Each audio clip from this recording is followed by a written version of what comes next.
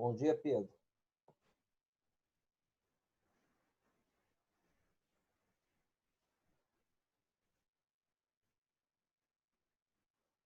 Como é que tá de quarentena aí?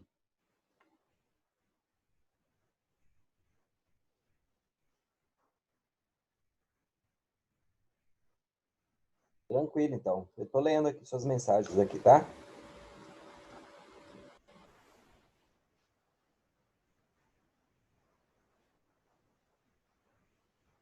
Isso é bom. Qualquer dificuldade que você tiver, depois você vai me falando que eu vou te ajudando, ok?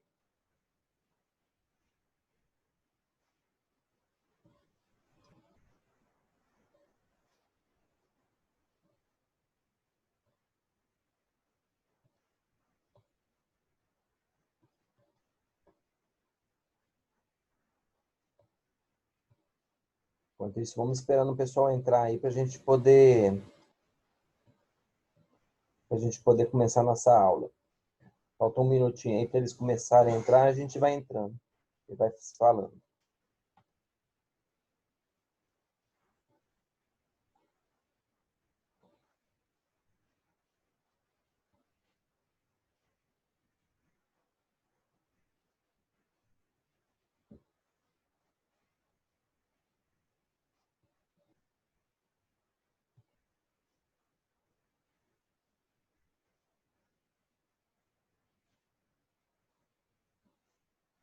E aí, Cauã? Beleza, Cauã?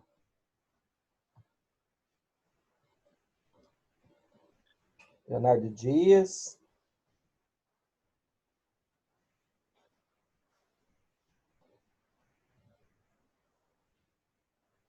Como é que tá, Léo? Tudo bem por aí? E Cauã, aí, Alexandre? tá conseguindo me ver aí? Uhum.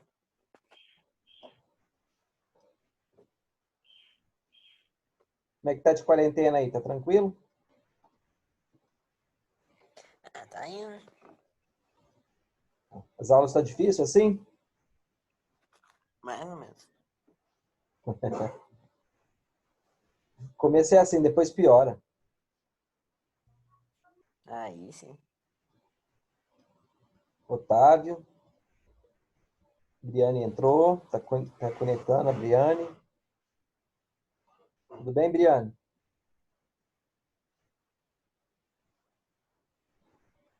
E aí, Otávio?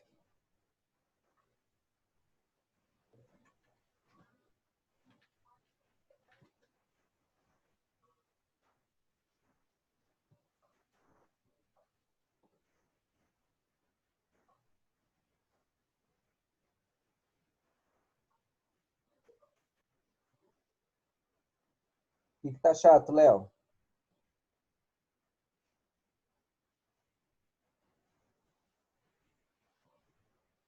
Eu estou bem, Briane.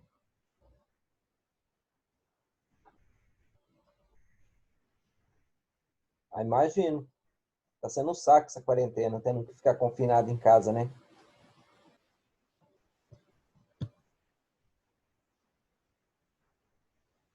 Tá entrando o João Pedro agora. O Heitor acabou de entrar.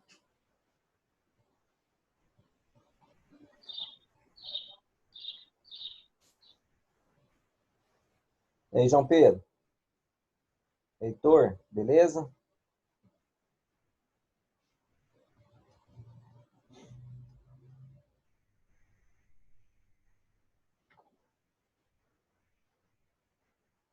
Esperar entrar mais participantes aqui para a gente poder começar nossa aula. A Heloísa vai entrar. Esperar ele.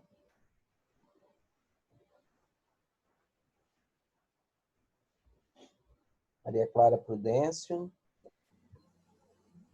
João Gabriel. Tudo entrando aqui.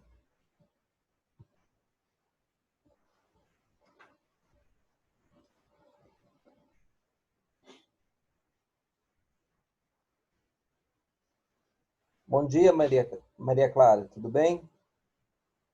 Lívia. Tudo bem? Heloísa. Consegue me ver por aí já?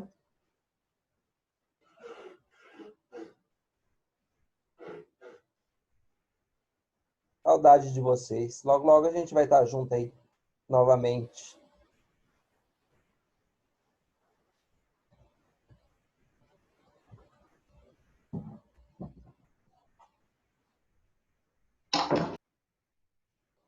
Pedro Augusto também entrou.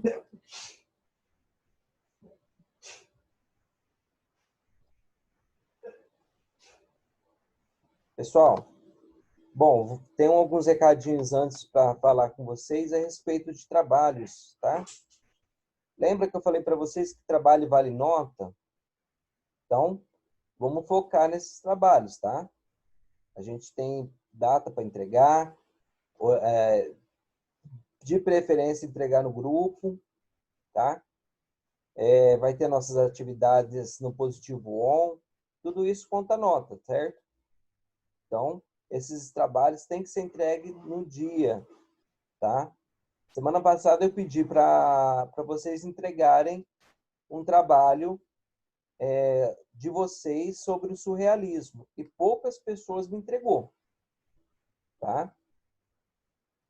Então, fica aí a dica. Pessoal, se atente aos trabalhos. Não deu para entregar? Me avisa. Fala, ó, professor, não consegui entregar na data, estou te entregando agora. E eu considero, tá? Eu considero os trabalhos. Geralmente, eu prefiro que seja nas datas que a gente combinar, ok? Alguma dúvida sobre isso?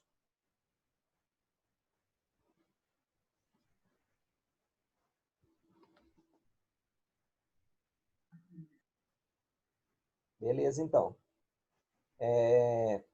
A Júlia respondeu aqui que não tem nenhuma dúvida, tá? Estou olhando aqui. Tranquilo, então. Então, eu vou dar início à nossa quinta aula aí, né, do nosso quinto capítulo aí da nossa apostila. E a gente vai deslanchar isso aí. Aí, qualquer dúvida, vocês vão me perguntando. Quero ver a participação de vocês, hein?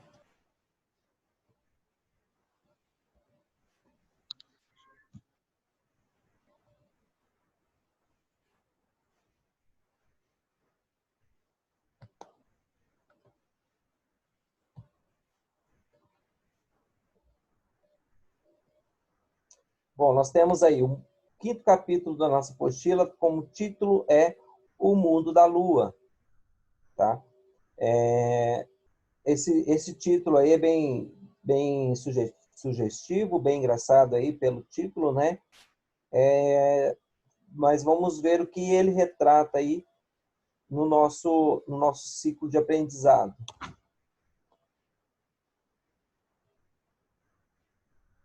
Então, nós temos aí, ó, um exemplo do primeiro ser humano que pisou, né, na Lua, que é o Neil Armstrong, né? Deve ser isso mais ou menos. Em inglês, vocês sabem que eu não manjo não, hein?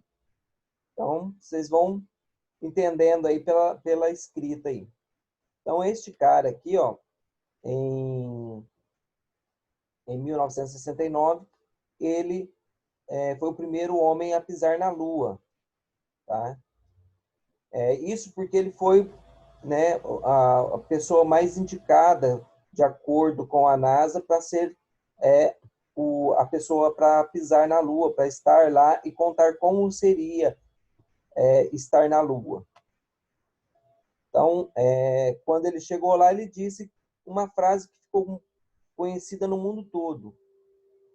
Este é o pequeno passo para o homem, mas um grande salto para a humanidade, né?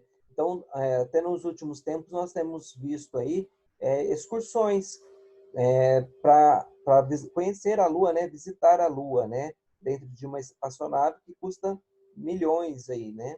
Então, só pessoas que têm um grande capital aí têm essa grande chance de estar indo à Lua, conhecer a Lua aí, né? Então, esse é um conceito que ele teve, que era um pequeno passo, né?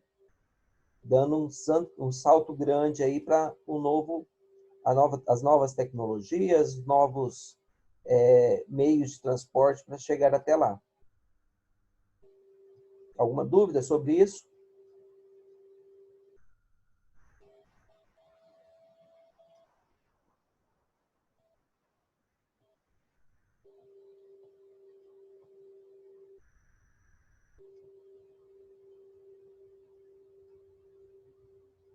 Então, vamos lá, vamos continuar aqui, tá?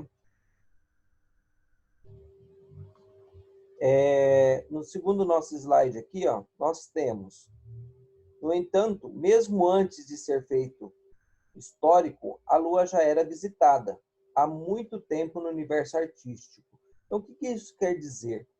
Que há muito tempo atrás, antes do homem chegar à Lua, o mundo artístico já esteve lá na Lua e fez vários filmes respectivos a essa viagem à Lua. Tá? Então, em 1902, o primeiro filme foi chamado A Viagem à Lua. Quem fez esse filme foi o francês Georges Méliès, tá? Um dos inventores do cinematógrafo, tá? Da máquina de filmagem. Então, ele foi um dos irmãos, tá? Que fizeram essa criação para filmagem. Então, era chamado de irmãos Méliès. Tá? Então, ele lançou em 1861 aliás, ele nasceu em 1861 e morreu em 1938 e lançou o filme em 1902, tá? Que é considerada a primeira obra cinematográfica de ficção científica da história. O que seria para vocês ficção científica? Alguém sabe dizer?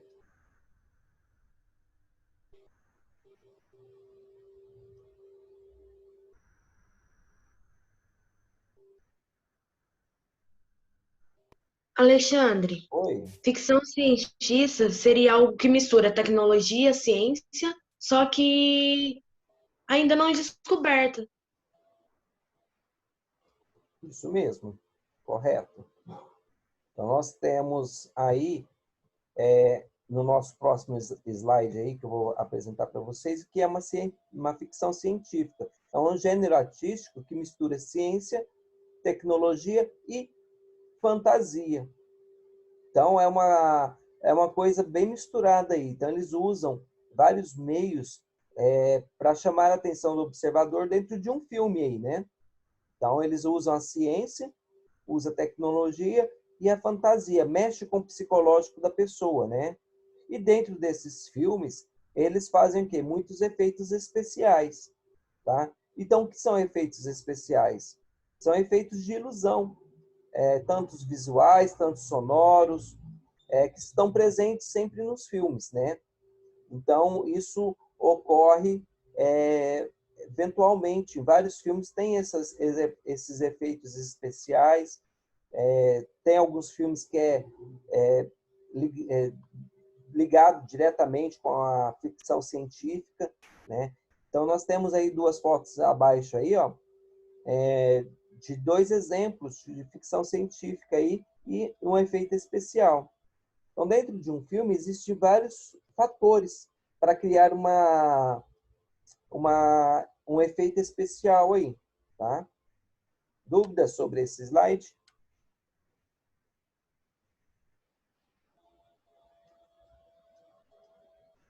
Não. Tá, continuando então aqui. Qualquer coisa, vocês vão me perguntando. Esses efeitos especiais em filmes.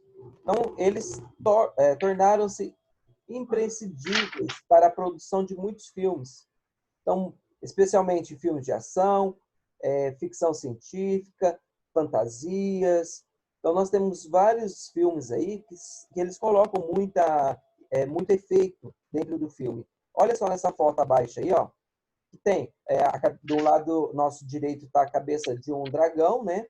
E do lado esquerdo, praticamente é um pano verde aí, uma almofada verde aí, tá? Então, eles usam muito o fundo verde para poder fazer a computação gráfica, para dar criação nos personagens científicos e reais, tá? Então, eles fazem muito essa produção de computador, né? Computação gráfica, aí no caso. Então, eles fazem uma distinguição de o que é real e o que não é. Aqui, ó, nós temos a foto aqui do primeiro cinematógrafo, né? A primeira máquina de filmagem aí, e do lado nós temos os irmãos Lumière aí, ó. Tá? Foram os engenheiros, os criadores dessa tecnologia aí, ó. Antigamente, as fotos, pessoal, era tirado fotos, e aí o que eles faziam? Eles tiravam em sequências para poder fazer a reprodução do filme.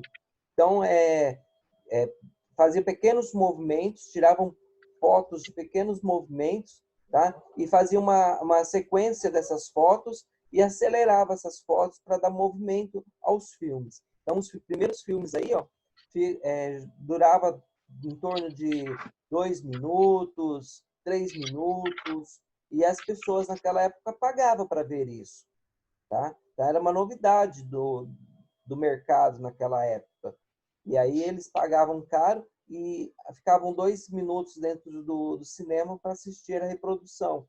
Naquela época não tinha som, não tinha tantos efeitos especiais, tá? Então era produzido, se houvesse música no filme, eles colocavam uma orquestra ao vivo para fazer a música, a instrumentação musical do filme.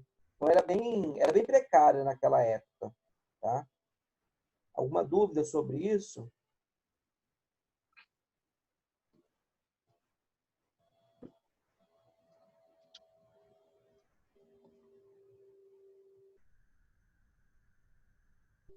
Vou olhar aqui no bate-papo se tem alguém. Ah, tá. Então tá tranquilo por enquanto, né? Então aqui, ó, nós temos logo abaixo aqui, ó, nós temos do lado esquerdo o cinematógrafo, que é o aparelho, né? E depois nós temos aí do lado direito os irmãos Lumière, que foram os inventores praticamente aí do cinema, né? Da máquina de filmar. Nesse próximo slide aqui, nós temos algumas técnicas usadas, tá? Essa técnica que eu falei para vocês agora há pouco, de colocar fotos na sequência, nós temos uma imagem aqui do lado, ó, nosso lado direito, tá? Um barquinho navegando aqui, ó. Embaixo você pode ver que tem várias fotos em pequenos movimentos. E quando isso acelera, dá a impressão de movimento. É como se a gente fizesse um livrinho de imagens e folheasse ele rapidamente, a gente vê um pequeno movimento, tá? Então, essa técnica aqui é chamada de stop motion, tá? Então, é uma das técnicas primárias aí usadas no cinema. Então, foi a primeira técnica que eles tiveram aí para usar isso no cinema, tá? Isso, pessoal, não tem na apostila de vocês, tá? Isso aqui é obrigado, não está na apostila de vocês. Então, a hora que vocês forem estudar para a prova, lembre-se que tem slides, tem partes. Alexandre, você vai colocar os slides no grupo depois? Vou. Depois eu vou pôr Alexandre. Tá. Eu estou gravando aqui, depois eu vou estar reportando ele lá pro YouTube, tá? Isso daí é tipo aqueles caras que desenham naqueles bloquinhos de nota, e aí depois eles vai passando rapidão, né? Isso mesmo. Geralmente, antigamente era feito com fotografias. Então, a fotografia era muito importante na parte do cinema, né? Até hoje a fotografia é muito importante. Ela faz parte da nossa essência, né? Do nosso ser. Né? Então, hoje, antigamente, a fotografia não era vista como arte. Hoje, sim. Tá? Então, aqui nós temos esse stop motion aqui, que foi uma das primeiras técnicas do cinema. Então, é uma sequência de fotos pequenininhas que, passado rapidamente, dá impressão de movimento. Então, vou passar para outra técnica, a segunda técnica aí que eles utilizam, que é o chroma key, que é um efeito que tem sido utilizado há muito tempo no cinema. Então, ela é uma das ferramentas mais utilizadas até hoje, é a mais elaborada. que acontece? Olha lá que tem no meio da foto aqui, ó, tem as pessoas atrás de um fundo verde, tá? Lembra lá da Mulher do Dragão também? Vou voltar lá, ó. Olha lá, o fundo é verde, ó, da foto da imagem aqui. E aí eles fazem uma computação gráfica que dá vida ao dragão. E aqui é a mesma coisa, ó. Nós temos o Homem de Ferro e o Capitão América aqui, ó. Praticamente eles estão sem a roupa, né? E a computação gráfica aí praticamente coloca a roupa neles, coloca fundo, tá? Então é um plano de fundo. Esse chroma key é nada mais nada menos que um plano de fundo, né? Que pode efetuar efeitos posteriores depois da gravação das falas. Eles conseguem colocar um efeito atrás, fazendo uma imagem dinâmica e com custos bem inferiores aí, tá? Por quê? Porque não precisa de cenário, né? Fica mais fácil, mais econômico um filme desse. Tá? Eles vão gastar mais com editação gráfica aí do computador. Então, o fundo que a cena de estúdio é gravada é composto por uma tela de cor azul ou verde, tá? Então, isso é chamado de chroma key. Ok? Se tiver dúvida, vocês me perguntem, tá? Vou estar continuando a matéria. Vamos ver se tem alguém me perguntando aqui. Ok, não tenho dúvida, tranquilo, beleza.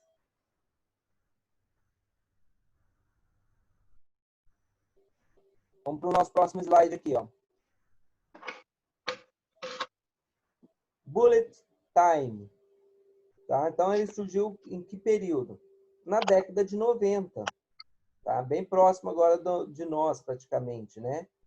Então, nós estamos nos anos 2000, então em 1990 surgiu esse bullet time, né? Que era para conseguir este efeito, inicia-se um processo parecido com o efeito chroma key. Então, ele é bem parecido com o efeito chroma key. Tem a tela azul, né? O fundo azul, ou o verde, né? Então, a diferença entre os dois efeitos é que o bullet time, ao invés da cena ser filmada com apenas uma câmera, são usadas várias câmeras.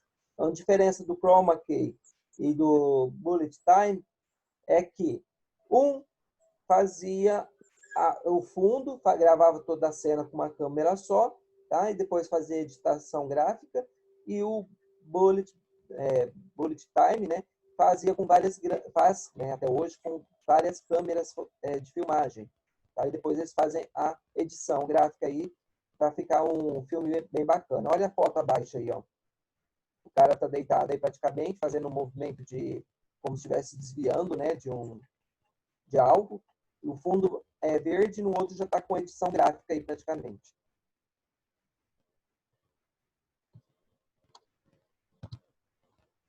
Outro exemplo que nós temos, que também não está na apostila de vocês, é computação gráfica. Tá? Então, com o advento das tecnologias computacionais e digitais, muitas novas maneiras de fazer efeitos especiais foram criadas, utilizando modelos gráficos em 3D. Então, o computador tem essa facilitação.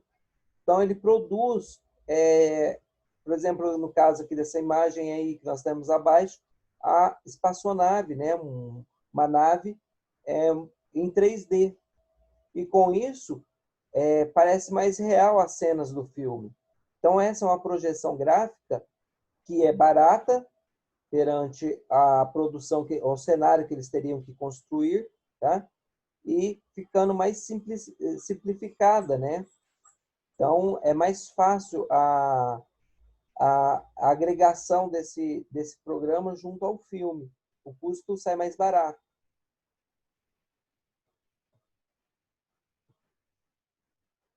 Impressões do céu. Nós temos grandes artistas aí que fez composição do impressionismo. O impressionismo faz parte das vanguardas europeias, tá? É uma das vanguardas europeias. Então, nós vamos ver ele aprofundadamente o ano que vem. Então, o ano que vem nós vamos ver aprofundar esse estudo dentro das vanguardas europeias aí. Então, o que é o impressionismo? O impressionismo é um movimento, tá? Artístico, no caso, com pinceladas marcadas. Então, eles eles se inspiravam, no caso, em formas diferentes da vida, na natureza e nos astros celestes. Então, eles criavam uma forma realista, criavam suas imagens de uma forma realista. Então, o que eles viam, eles retratavam. Então, era dessa forma que eles faziam.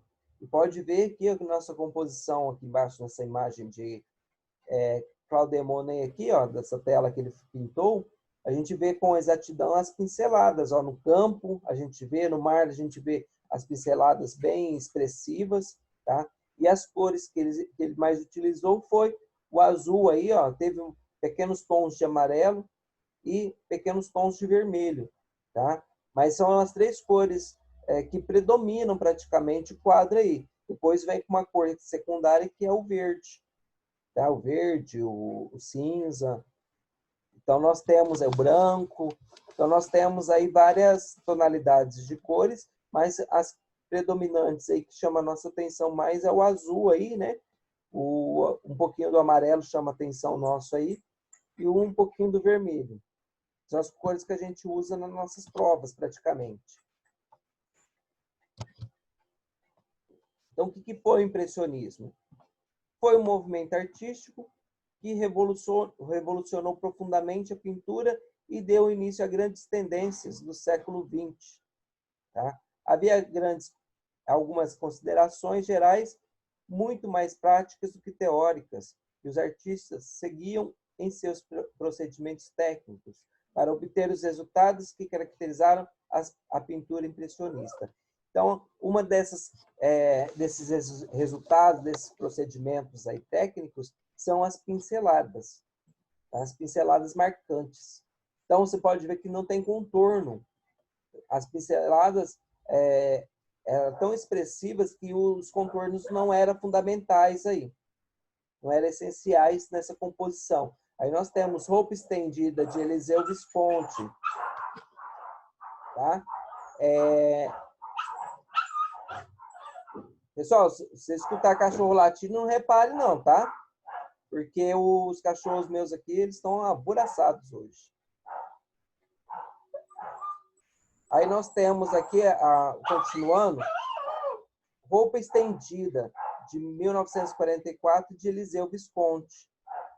Então, eles fizeram uma composição aqui real, uma imagem realista de uma mulher estendendo a roupa no varal, tá? E você pode ver que ali não tem contornos, é só pinceladas mesmo. Dúvida sobre isso, Pedro Augusto? Não estou com dúvida não, Alexandre. Vamos então continuar aqui. Claude Monet. Esse foi o principal artista desse movimento impressionista, tá? Então ele era francês. Então ele foi o grande incentivador, o grande criador, o grande esse negócio aí, tá? De fazer a diferenciação nesse movimento artístico aí. Então ele pintou vários motivos em diversas horas do dia. Ele colocou lá imagens de, por exemplo, o sol se pondo. Então, ele focou em várias posições e tentou repercutir isso nas suas telas aí, tá? Ou você coloca um objeto no sol, tá? Na parte da manhã, por exemplo, 10 horas. A sombra dele no chão vai estar de uma forma. Aí, a hora que for meio-dia, a sombra já vai estar em outra forma, em outra direção. Então, ele tentou retratar essas posições de várias maneiras para impressionar, para marcar esse movimento artístico. Outra coisa muito importante que ele fez foi dar luminosidade. Lembra da técnica que nós fizemos agora no bimestre passado, da luz e sombra? Tá? É a mesma coisa. Então, onde fica a luz, fica mais claro. Onde tem sombra, é mais escuro. ele usava a técnica do chiaroscuro, tá? A técnica do claro e o escuro aí. Então, nós temos aí essa técnica nova aí, ó, que foi lançada nessa época, da luminosidade. Aqui nós temos uma das imagens do impressionismo mais importantes aí, que é a impressão sol nascente. Tá? Então, ele acordou logo cedo, ele pintou esse quadro logo de manhã, ele estava na janela de um hotel, tá? No porto de uma cidade francesa chamada Le Havre, e ao amanhecer ele teve essa imagem, essa ideia aí. Foi o quadro que mais ganhou destaque, que mais ganhou reconhecimento artístico aí, tá? E ele predominou praticamente aí, ó, ele usou o azul, né, cores cinzas, ele usou a cor laranja praticamente com avermelhado aí, então ele fez um contraste de cores aí bem bacana, que deu luminosidade a essa tela, tá? Então foi uma coisa que ele viu assim que ele abriu a janela praticamente do hotel, ele já viu essa imagem bem bacana e retratou ela. Então, esse quadro aí é muito importante e sempre cai em concursos públicos, Enem, em provas de vestibulares, sempre cai essa imagem aí. Eles sempre pedem. Então, quem fez essa impressão sol nascente aí foi Claude Monet. Dúvidas?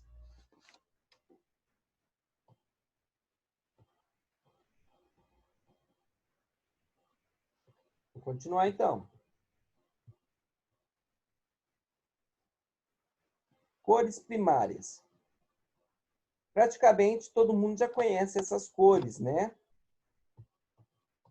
Essas cores aqui fazem parte praticamente do nosso processo de estudo. Então, desde o início do 6º ano, a gente vem falando dessas cores aqui, que são básicas, são essenciais. Então, nas nossas futuras profissões, nós vamos ter que usá-las. Como? Se eu vou ser um dentista, como é que eu vou usar cores? Se eu vou ser um administrador, como é que eu vou usar cores? Tá? Para você fazer uma computação gráfica, para você fazer uma cor da parede de um consultório ou de um escritório, ou para fazer um layout. O que é um layout? O nome da empresa. Tá? Vocês sempre vão estar usando cores que chamam a atenção. Quais são essas cores? As cores vermelhas. Tá? Então, essas são as vermelhas, as amarelas e as azuis. São as cores principais, são chamadas de cores puras. Tá? Cores saturadas, que não tem saturação de cor junto a elas. Como assim não tem mistura de cores? Não é cor insaturada. Seria assim, uma cor saturada, ela é extraída do meio ambiente como cor pura. Por exemplo, vermelho. Da onde que ela vem? A cor vermelho pode se vir do pau-brasil, tá? Que é a seiva da planta, que é bem avermelhada aí. O amarelo. Geralmente, os primatas aí usavam a clara de ovo, né? Para fazer essa extração do amarelo. E o azul aí vem da fruta genipapo, tá? Então, a fruta genipapo faz essa coloração azulada e é uma cor pura. Naquela época, eles já sabiam o que era o ovo? Oi? Você falou que eles podiam usar a clara do ovo. Nessa época, eles já, tipo assim, já tinham uma noção do que era o ovo, essas coisas? Sim, já tinha uma noção, tá? Lembra que eu também já expliquei para vocês que a clara do ovo eles usavam para impermeabilizar o desenho? No final da sua composição, o que eles faziam? Eles passavam a clara de ouro como se fosse um verniz protetor, tá? Então, o ovo é muito extraído para fazer a coloração do amarelo. Lógico que agora na nossa tecnologia atual, ele já tem uma coloração própria para fazer o amarelo, o vermelho, o azul. Mas antigamente não. Naquela época do impressionismo, eles usavam muito ainda as coisas da natureza, que a natureza tinha para oferecer. E, no entanto, essas cores não perderam o título de cores puras. Tá? Um exemplo, como ela deixa de ser pura? Que ela vai ser impura. Que ela vai deixar de ser saturada, passar a ser insaturada. A partir do momento que você misture, por exemplo, o branco com o vermelho. Vai acontecer da cor rosa, né? Vai ficar rosa, vai ficar claro. Ou seja, deixou de ser pura o vermelho, tá? Então ele começou a ter uma insaturação, ela ficou impura, teve uma mistura de cores. Aí se eu colocar o preto, ela vai ficar um vermelho bem forte, né? Bem cor bem praticamente quase aproximado com terra queimada aí. Então é bem marcante. O azul também pode sofrer essa ocorrência de cores, o amarelo, tá? Então as três cores puras, tá? Que não sofrem insaturação é o vermelho, o azul e o amarelo. Tá? Então, se eu perguntar na prova quais são as cores puras, tá? Que não sofrem saturação, é o vermelho, o amarelo e o azul. Então, não tem nem como esquecer, porque a gente já usa isso bastante tempo nas provas. Então, são as cores primárias aí que não sofrem saturação aí, que não ficam impuras. Dúvidas sobre isso? Isso é bem complexo.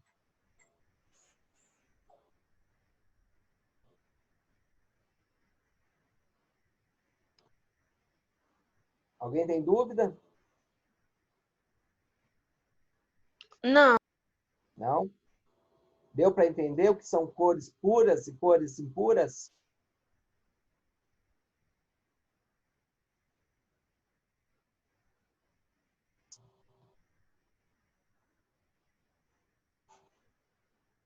Então, ok. Vou estar continuando, tá, pessoal? Tá. Próximo slide aqui, nós temos as cores complementares. O que são cores complementares? São as cores que são compostas entre si, tá? São aproximadas entre si, ou que têm uma junção de cores, uma mistura de cores, tá? Então, nós temos o vermelho com o amarelo dá o quê? Dá um laranja, né? Então, a gente tem aí uma mistura... Alexandre, Oi. eu tô com uma dúvida no seguinte, aqui na apostila, por exemplo, tem as cores complementares. Sim.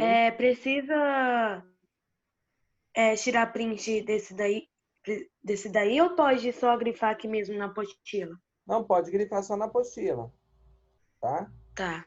As cores, eu pus cores primárias ali que não está na apostila. Eu vou falar sobre as cores num contexto geral. Tem slides aqui que não vai estar na apostila, tá? Então, tem coisas aqui Tá bom. que não vai estar agregado na apostila, mas eu coloquei nos slides aqui para a gente estudar. Certo? Certo. Então, as cores complementares são aquelas que, dentro do círculo cromático, estão posicionadas nas extremidades opostas. Quando comparadas, elas apresentam maior contraste entre si. Por exemplo, o amarelo e o violeta, o roxo, né, mais conhecido.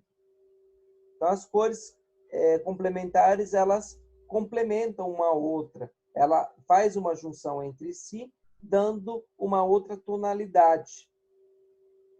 Tá? Então, nós misturarmos duas cores complementares, elas resultarão numa cor neutra de tonalidade acinzentada. Dependendo da cor que a gente coloca, ela vai dar uma cor acinzentada, uma cor mais escura. Tá? Então, ela vai se tornar uma cor complementar. Ah, mas se eu usar o branco, também é complementar, tá? Então, eu posso usar tanto o preto, ou a cor com outra cor, ou cor com branco. Todas essas cores aí vai ser complementares. Então, quando a gente abre lá no nosso computador aí, ó, a gente abre a tabela de cores, a gente vê várias cores bem próximas umas às outras, tá? E nós já vamos falar o que elas significam, certo? Aí aqui embaixo na nossa foto nós temos as cores complementares aí. Quais são elas, tá? Nós temos então o verde, o laranja, nós temos o vermelho, o azul, nós temos o amarelo e o roxo.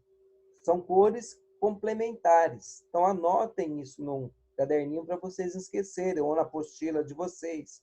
Tá? Então, quais são as cores complementares que faz a composição aí? O amarelo, o roxo, o vermelho, o verde, o laranja e o azul. Então, são 6 cores aí complementares, tá? Anotem